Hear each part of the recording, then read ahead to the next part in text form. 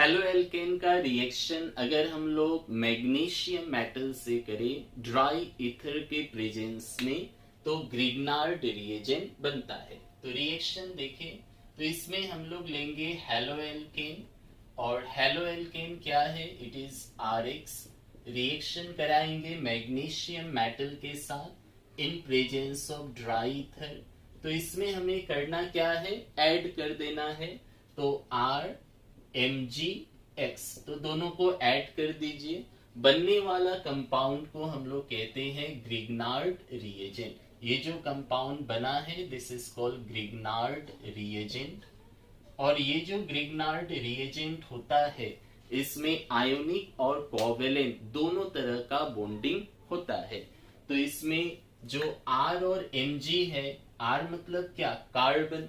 Carbon और magnesium के बीच में जो बॉन्ड है ये कोवेलेंट होता है, और मैग्नीशियम और हैलोजन के बीच जो बॉन्ड है ये आयोनिक होता है।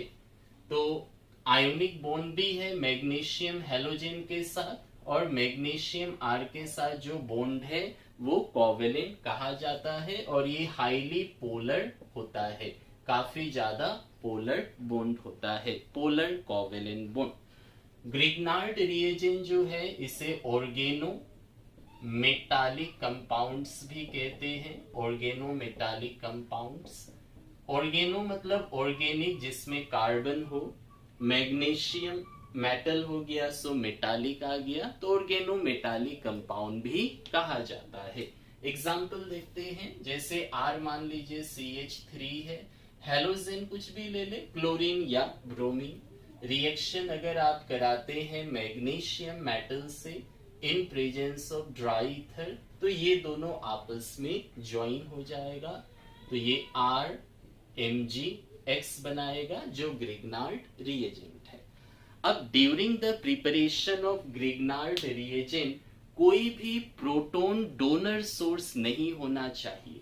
अगर कोई भी प्रोटॉन डोनर सोर्स जैसे वाटर, अल्कोहल, अमोनिया ये सब होता है तो ग्रिग्नार्ड रिएजेंट हाईली रिएक्टिव होता है, और ये उनसे रिएक्ट करके हाइड्रोकार्बन में बदल जाएगा।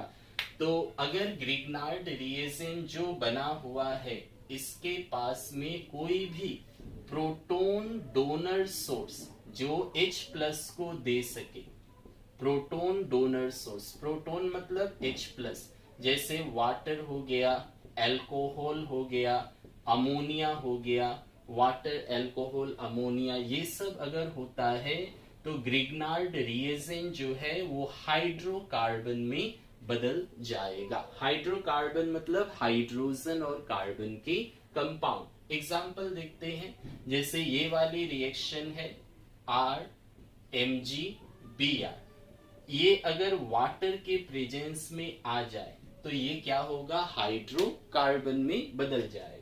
कैसे, देखिए मैग्नीशियम मेटल है, मेटल हमेशा पॉजिटिव होता है तो कार्बन वाला ग्रुप नेगेटिव होगा, और H पॉजिटिव होता है तो OH नेगेटिव होगा।